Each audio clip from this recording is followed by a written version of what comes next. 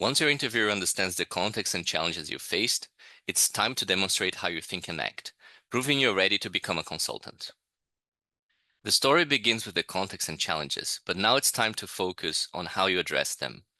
Explicitly discussing the alternative actions you could have taken and explaining why you chose not to pursue them provides valuable insight into your thought process and decision-making. By highlighting these alternatives, your chosen approach will appear much more deliberate and well-reasoned. Spend sufficient time explaining the strategic actions you took and how those actions effectively address the challenges you faced.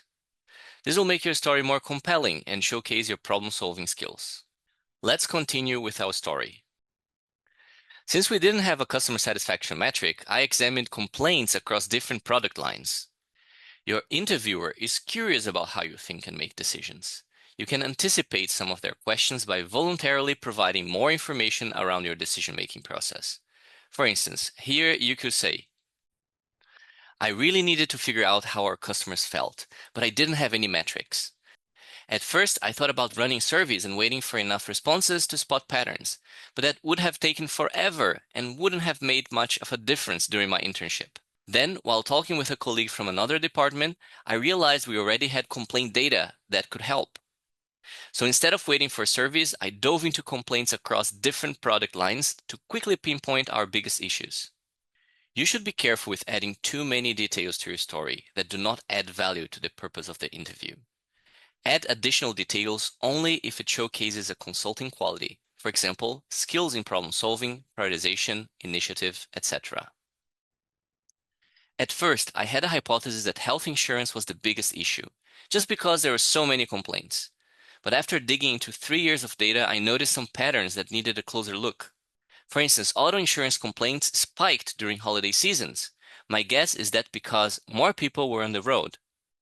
Once I factored in that seasonality and compared the complaints to how many policies we'd actually sold, I realized auto insurance had the highest dissatisfaction rate overall.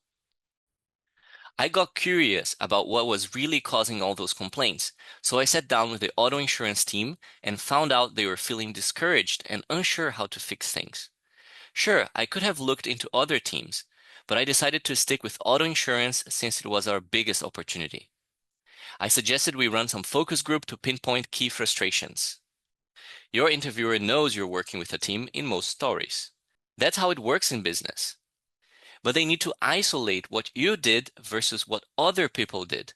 Make sure your personal contributions are clear. Do not overuse we and our team. Finally, you can mention additional challenges that came up in the middle of the story and how you tackled them. At first, they weren't on board because they had other priorities. But with my manager's support, I set up a team with the dev team and other stakeholders to share the focus group findings. I was able to communicate how urgent it was, so they greenlit the feature and we got it done in the next 2 sprints, making the app way more user-friendly.